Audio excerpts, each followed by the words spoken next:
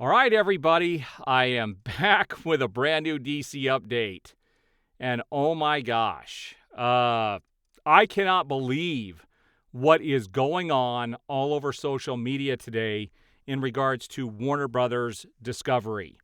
And if this doesn't show you how terrible this company is, nothing is going to prove it to you. I think that Warner Brothers Discovery is the worst company out there producing movies right now.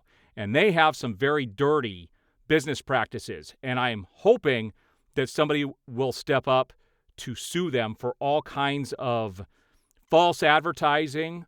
I think the creatives need to go in and start going after the company, because we're going to look at what happened last night. And I think this is absolutely disgusting. So first up, the first photo I have here is from David Miller on YouTube.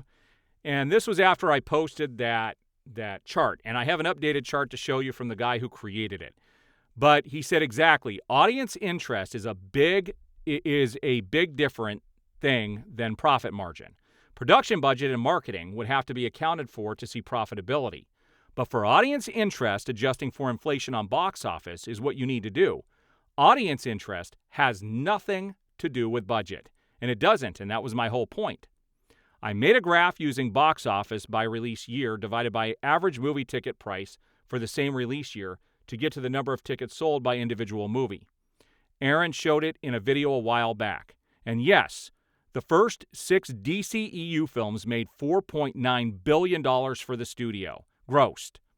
The first 6 films of the MCU only made $3.8 billion. That is a huge, huge difference. The best that we ever had it was at the beginning of the DCEU before the studio started to interfere with everything. I am just grateful at this stage that we have the extended version of Batman vs. Superman. I'm very grateful for the fact that we have Zack Snyder's Justice League. The last piece of the puzzle now would be getting David Ayers' Suicide Squad. So here is an updated version of that chart from the individual who made this. And you can see down at the bottom, the red means DCEU movies made without Zack Snyder, and the DC movies with Zack Snyder, they're at the studio, okay? Because he was an executive producer and a producer on a lot of this stuff. And you can see that every single one of the greens is above the red. You cannot deny this. Even the Batman, and it's not a DCEU movie or a DCU movie, but it's below the green. It's pretty crazy just how this sits. And you could see a distant movie beyond that is Shazam at number 19. You go from 13 to 19, and none of those were DCEU or DCU movies. And then everything else is scattered throughout the bottom. Now, this hasn't been completely updated yet for, Aquaman 2, and I'm sure eventually there will be an updated version of this, and I will share it as soon as it comes out.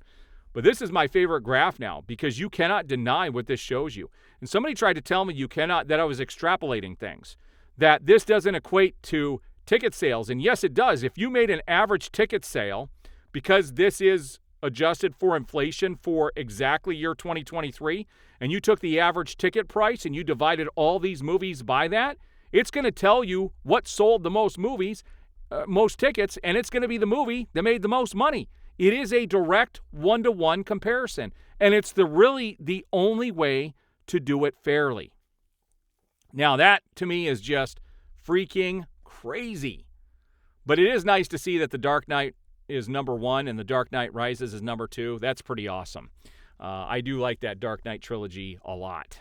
So this is pretty crazy, and I've got several photos to show in regards to this. And this is why Warner Brothers Discovery is disgusting. It says Coyote versus Acme is now expected to be shelved and deleted forever.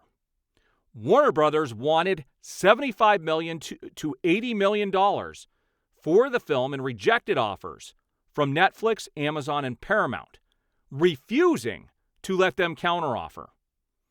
And that isn't the worst part. They're not even letting them counteroffer. They said, this is it. You take it or you leave it. They never had intentions of ever letting this movie see the light of day. They put it up there so high that nobody was going to want to take it. Especially when you're not releasing in theaters, they're not going to have a way to make that money back spending something that high on one film. That is ridiculous. But we're going to take a look at more stuff in regards to this movie. But man, Warner Brothers, holy crap, how low can they go? So this is in regards to that movie as well. And this is what, the only thing I like out of the Looney Tunes was the Coyote and the Roadrunner. I love that. And it says, what was so exciting was that it felt like the film captured the voice of the Looney Tunes that we love in a way none of the other feature versions have ever done, says Peter Scheer, who attended a screening of Coyote vs. Acme. And it's a shame that all these creatives put their time and effort into this. And Warner Brothers Discovery, David Zaslav himself, wants to shelve it forever and never let anybody ever see it. This isn't a movie that needs anything done to it. It is completed and ready to go. Now, this was no big surprise here. Economos, I don't know how you say it, Harcourt, and I don't know how you say her name either, will return for Peacemaker Season 2. Please, can we make them less annoying? Please. Because every single one of these characters in that show was freaking annoying. All of them. Since this is supposed to be an alternate universe, and we're going to see if that even takes place, use that as an opportunity to rewrite these characters and make them more serious. They do not fit in with the seriousness of the materials. But again, James Gunn is writing it and directing it. I have a feeling there's going to be some disgusting stuff in Season 2. Now, this came out from Sil Abdul, and he said this isn't him, but this is Zaslav. Every public company, technically, is for sale. That came directly from Zaslav. Zaslav, he goes on to say that Zaslav does not deny the possibility of Warner Brothers being on the market this spring. Please make it happen. Comcast NBC Universal has long been mentioned by business journals for over 2 years as the favorite to purchase.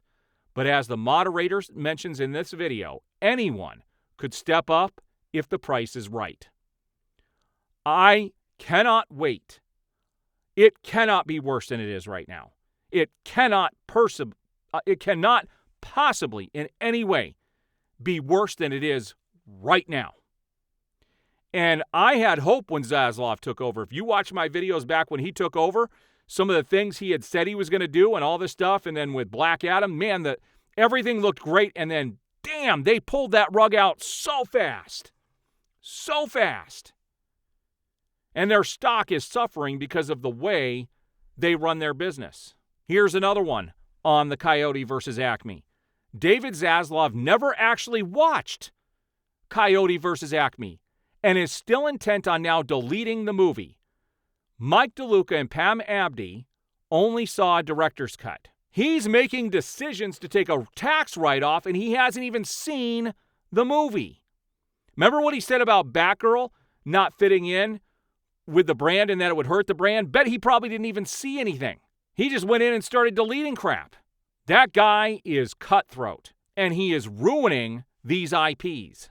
This is on a comics note. I don't know where this comes into play yet, but this was posted that DC has officially replaced Alfred Pennyworth with a new black butler mentor named Dr. Capccio. So it goes on, the little comic says, to make me a creature of the night. Please come in, Mr. Wayne. Here's what I have to say about this. I could care less about the skin color. And I don't like the fact that they even mention skin color because that has nothing to do with it. I don't care who is doing this because right now, Vandal Savage has Wayne Manor in Batman Comics. He bought it. And we don't know how that's going to play into everything in the future just yet. But it looks like there's a big storyline coming up. And currently, Bruce does not have a butler. They killed off Alfred Pennyworth several years back. And it's not the same without him. I don't think you can have Batman without Pennyworth. I don't care who the new person is. It is not going to work, guys. It is not going to work. This is from Sammy. So this is true. It says, so now we have 4 movies that Warner Brothers customers are asking for, and Warner Brothers are refusing to release, instead opting for tax cuts, in some cases just ignoring the fan base, while their Warner Brothers Discovery stock continues to drop. This studio is an absolute joke. And she is 100% correct. Suicide Squad, the Ayer cut. Batman Forever, the Schumacher cut. I would love to see that. Batgirl and Coyote versus Acme. They would have my money on all 4 of those. This is insane. That is everything that has been blowing up social media since I got up this morning, and I've been really busy and haven't had time to do a video yet. But man alive, talk about mismanagement. Like, how can they even function like this? Who's going to want to work with them? Who is going to want to work with this company under these circumstances? I pray that Warner Brothers will be sold off in the spring, and that somebody who actually cares about these properties will be put in charge. Gunn does not care about these properties, and he's proven it by his previous comments. He thinks superheroes are ridiculous. He's come out and said it. He can't take it back. That was in a recent interview. He thinks superheroes are the most ridiculous thing ever. Can't see how they could ever be taken seriously. He's not going to take the DCU seriously. People want to be optimistic about the future. I see nothing that is going to allow me and most DC fans to be optimistic about the future. If you are, kudos to you. Show up to the movies. All right, guys, we will see you on the next video.